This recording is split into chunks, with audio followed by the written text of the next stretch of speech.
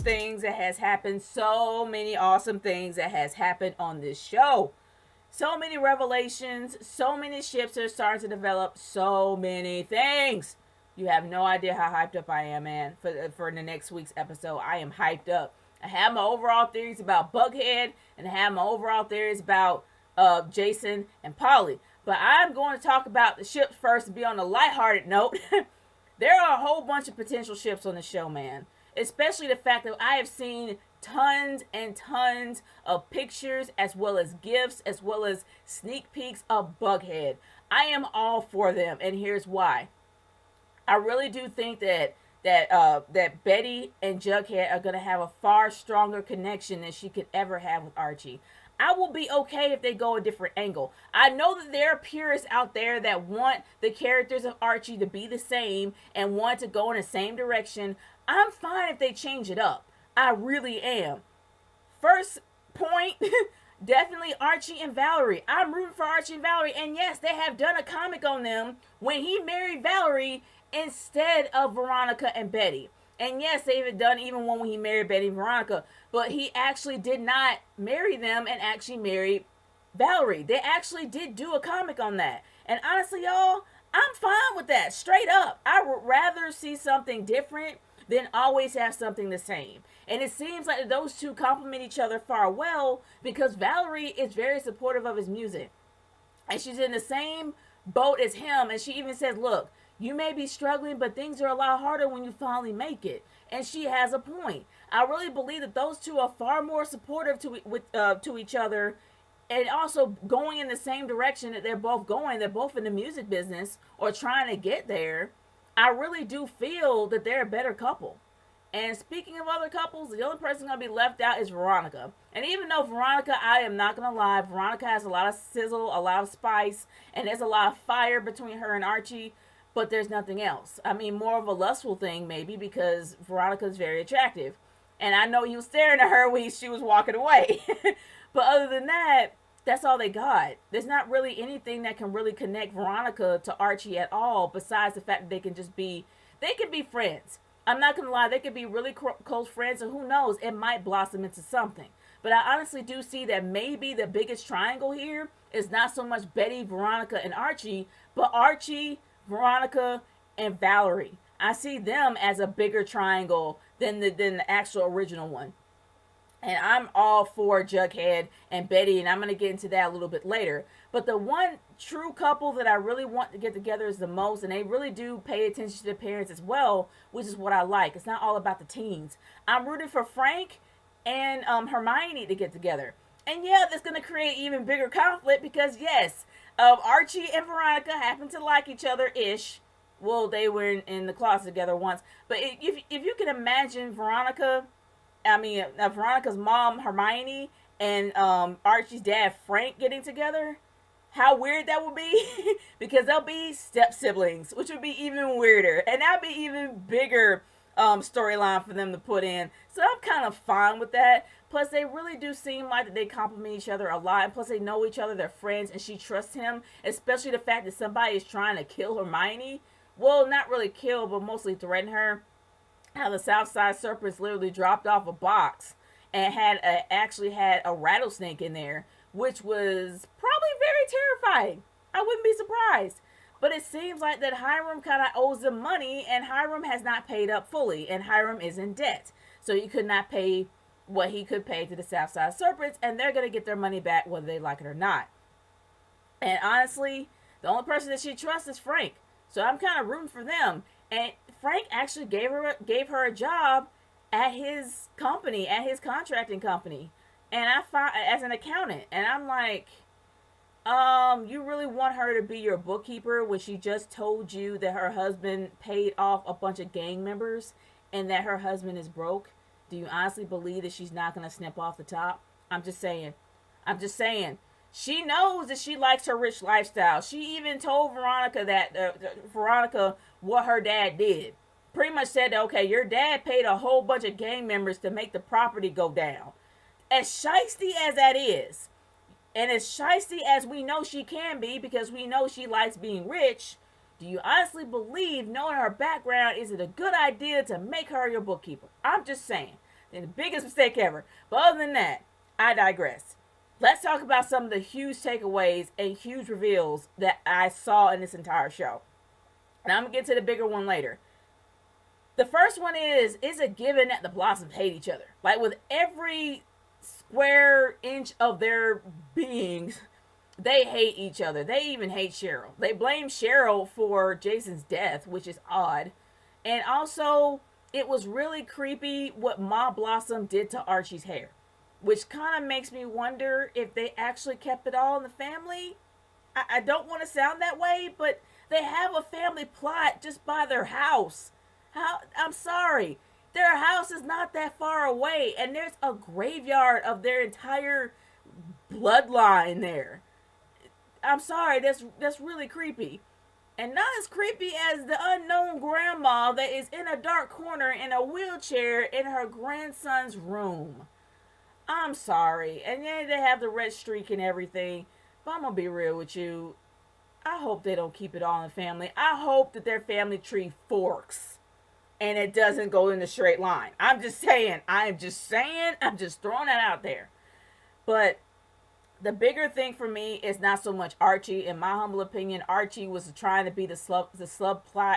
Yeah, saying that about 1,000 times. The subplot of this entire episode. But that really was mediocre compared to the meaty juiciness of, that sounds disgusting. But other than that, it pales in comparison to the main plot. Oh my gosh. This was awesome. The fact that Cheryl went up there and pretty much poured her heart out, knowing how much she loved her brother. And I'm not going to lie, I did kind of get a whole creepy incest angle with all that going up in there.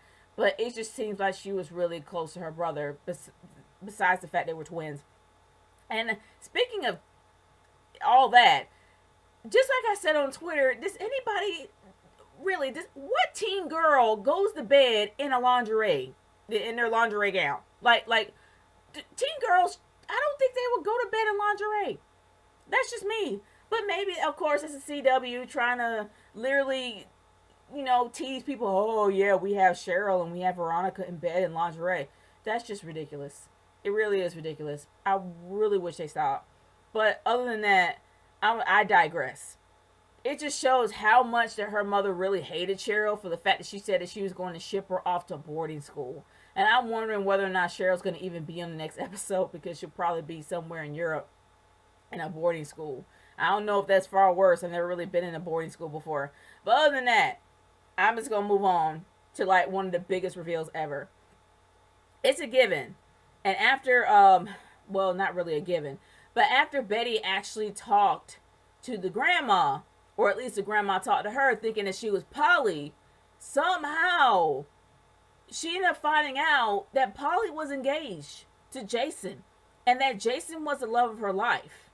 And it was kind of weird and a little bit off-putting, because you saw, and maybe in the third episode, that Jason Blossom and Polly actually they were written down in the book. They were written down in, it's not Reggie, I forgot, Chuck's logs. They were written down in Chuck's logs as, points and all that other stuff. But in my humble opinion, I honestly don't think that it was like that with Jason. I think that they found out somehow that Jason had sex with Polly, and they were mocking it, of course. And here's my overall theory with this. The fact that Jason was given an heirloom ring by his grandma for their wedding, the one thing that she was waiting for, and the fact that his mom didn't know, shows me that she was pregnant. I'm going to be honest with you. I think she was about to have Jason's kid. And when Jason found out, he did everything he could to try to bring up the money and try to get everything together so he can run away with Polly. And that's the reason why him and everybody else was estranged, because he was literally going to elope with Polly. He was not in any way, shape, or form going to have a big family wedding. He wasn't going to have any witnesses. They were going to elope because she was pregnant with this kid.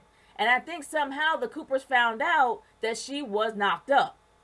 And after they found that out, knowing that they had a blood feud together, that they hated the Blossoms because of some old feud. And yes, the Riverdale version.